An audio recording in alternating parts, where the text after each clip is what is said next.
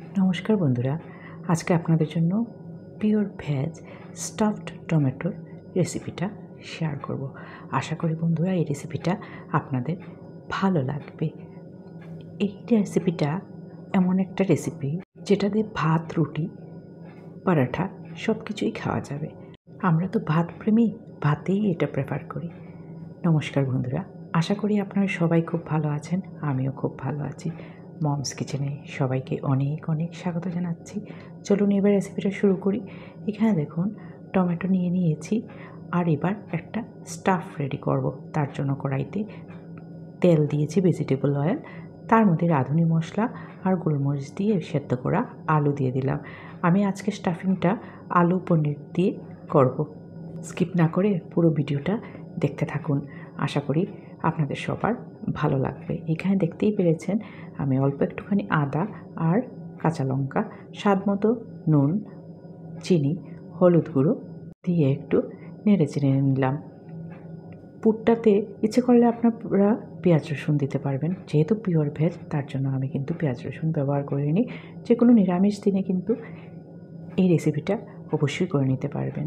এই সমস্ত রেসিপি আমার ঘরে প্রায়ই হতে থাকে, কেননা আমার শাশুড়ি মা ছিলেন সম্পূর্ণ নিরামিষভোজী। এখানে দেখুন একটু চাট মশলা আর অল্প একটুখানি আমার স্পেশাল ভাজা মশলাটা, তার মধ্যে একটু নেড়েচে এক টুকরা লেবুর রস অ্যাড করে দিচ্ছি। এতে স্বাদটা ভালো আসবে, টক মিষ্টি ঝাল সব কিছুরই স্বাদ একসাথে পাওয়া যাবে। ভালো করে সব কিছু মিশিয়ে নিয়েছি। এইবার উপর থেকে অল্প একটুখানি কসুরি মেথি পাতা দিয়ে দিলাম, এতে স্বাদ আরও দ্বিগুণ বেড়ে যাবে পুরটার। আসলে পুর ভরা যে কোনো জিনিসের পুরটা কিন্তু আসল।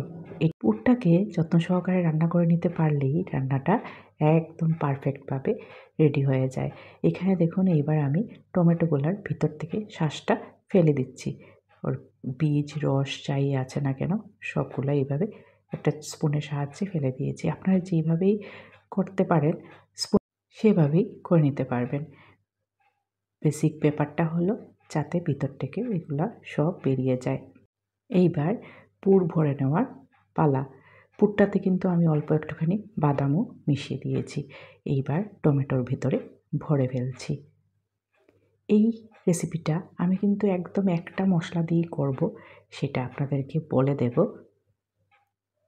একদম কম মশলায় কী করে এত দুর্দান্ত একটা রেসিপি রেডি হয়ে যায় আপনারা বুঝতেই পারবেন না।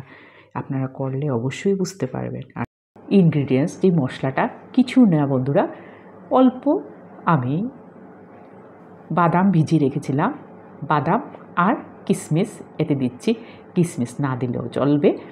আদা আর কাঁচা লঙ্কা পরিমাণ মতো দিয়ে দিয়েছি। এইবার সাদা তেলের মধ্যে গোটা গরম মশলা, কারি পাতা, সম্বাস দিয়ে দিয়েছি। তার মধ্যে এই মশলাটা কিন্তু শুধু বাদাম বাটা।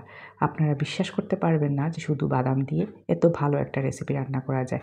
আমার আগের আরেকটা রেসিপিতে, কাঁকরুলপুরেরও একটা রেসিপিতে আমি বাদাম বাটা দিয়ে করেছি। এখানেও কিন্তু আমি বাদাম বাটা দিয়েই করছি। একটা তেজপাতা দিয়েছি আর নুন, চিনি স্বাদ মতো দিয়েছি, অল্প একটুখানি জিরে গুঁড়ো আর কাশ্মীরি লাল লঙ্কা গুঁড়ো অল্প দিয়েছি। বাদাম বাটার মধ্যে অবশ্যই একটু আদা আর কাঁচা লঙ্কা দিয়ে বেটে নেবেন। আমি আদা আর কাঁচা লঙ্কা দিয়ে বাদামটাকে বেটে নিয়েছি। ঝালটা একান্ত নিজস্ব, অল্প একটুখানি জল দিয়ে দিলাম। খুব বেশি কিন্তু পাতলা পাতলা হবে না, একটু ঘন ঘন গ্রেভিটা থাকবে। এর মধ্যে স্টাফ টমেটোটা দিয়ে দিলাম। এবার একটু সময় 5 মিনিটের জন্য রান্না করব। এই টমেটোটা হয়েছে কি না এমনিতেই বোঝা যাবে। ওর খোসাগুলা একটু একটু সরে আসবে, যখন নরম নরম হয়ে যাবে তখনই বোঝা যাবে যে হয়ে গেছে।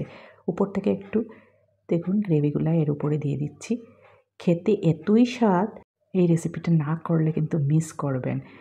আর নতুন ভিউয়ার্সদের কাছে একান্ত অনুরোধ রইল চ্যানেলটাকে সাবস্ক্রাইব করে বেল আইকনটাকে ক্লিক করে দেওয়ার জন্য, এইরকম দারুণ দারুণ রেসিপিগুলা খুব সহজেই নোটিফিকেশন পাওয়ার জন্য। কেমন লাগলো বন্ধুরা? রেডি হয়ে গেছে আমার সম্পূর্ণ নিরামিষ স্টাফড টমেটো। সপ্তাহে 2 থেকে 3 দিন আমাদের ঘরে নিরামিষ হয়। নিরামিষ খেতে কিন্তু আমাদের একটুকু খারাপ লাগে না, বেশ ভালোই লাগে। আর এরকম রেসিপি হলে তো আর কথাই নেই। সবাই খুব খুব ভালো থাকবেন, সুস্থ থাকবেন। আবারও একটা নতুন রান্না নিয়ে আপনাদের সাথে অবশ্যই খুব তাড়াতাড়ি দেখা হবে। সবাইকে অনেক অনেক ধন্যবাদ জানিয়ে আজকের ভিডিওটা এইখানেই শেষ করছি। যদি আমার এই রেসিপিটা আপনাদের ভালো লেগে থাকে তাহলে অবশ্যই বন্ধুদের সাথে শেয়ার করে দেবেন। টাটা সবাইকে।